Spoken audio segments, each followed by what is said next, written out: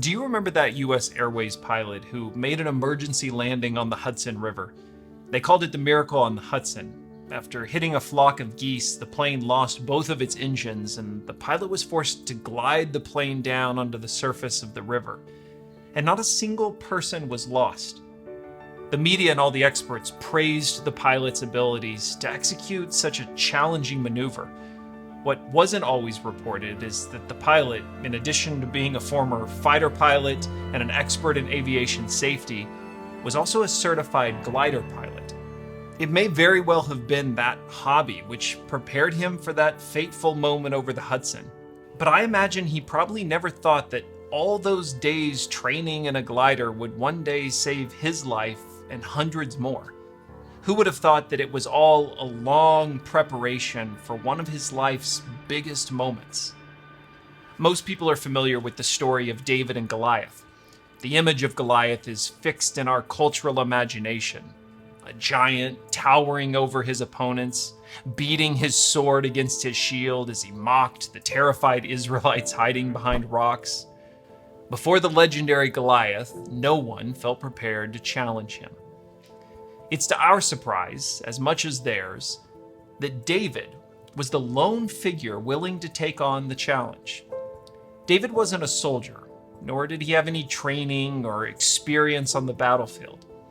He was a shepherd, a marginalized and overlooked position of necessity, not honor. But David was somehow confident when others were not. "Don't worry about this Philistine," David told Saul. "I'll go fight him." "Don't be ridiculous," Saul replied. "There's no way you can fight this Philistine and possibly win. You're only a boy, and he's been a man of war since his youth." But David persisted. "I've been taking care of my father's sheep and goats." That's not exactly a resume for battlefield success. Desperate for anyone to fight, King Saul accepted, but insisted that David wear his royal armor. Saul reacts like we usually do. If you're going to take on something you're seemingly unprepared for, you better at least look the part. David wasn't a soldier, though maybe he could at least look like one. But David refused. David put it on, strapped the sword over it, and took a step or two to see what it was like, for he had never worn such things before. "I can't go in these," he protested to Saul. "I'm not used to them." So David took them off again. He picked up 5 smooth stones from a stream and put them into his shepherd's bag. Then, armed only with his shepherd's staff and sling, he started across the valley to fight the Philistine.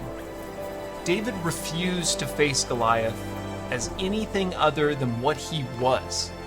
There was no pretending, no pretense, no artificial swagger.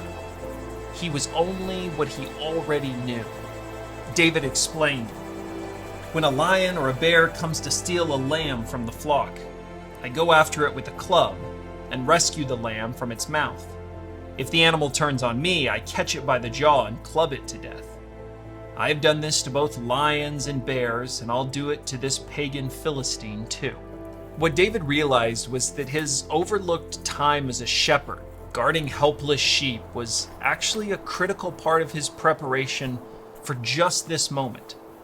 God had prepared him against lions and bears to now stand with confidence against Goliath. While David's brothers had been off attempting to earn their reputation and honor on the battlefield, David had been content with the work before him, sheep. How many nights had he slept alone in that wilderness, surrounded by only the stars and his sheep? There was no battlefield glory in being alone. Yet it wasn't wasted time. It had been a long preparation, preparing not only his skills for defense, but also his trust and faith in God.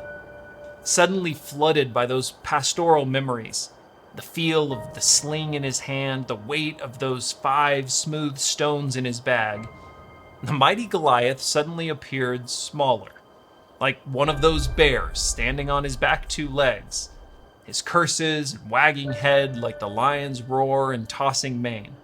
What was one more bear, one more lion? David was prepared for just this moment.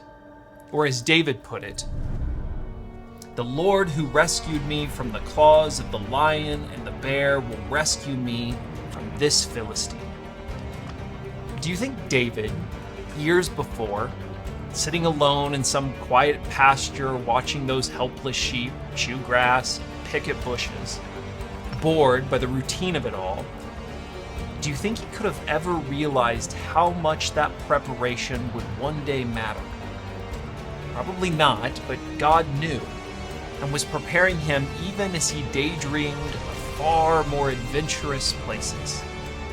There are preparations happening that you can't fully recognize. There are lessons you're learning which you couldn't have planned. Your boredom and the restlessness you feel is not the final meaning of this moment. David reminds us that we all have a shepherd who is guiding and leading us. By his lead, every day is a preparation for those days waiting just ahead of us.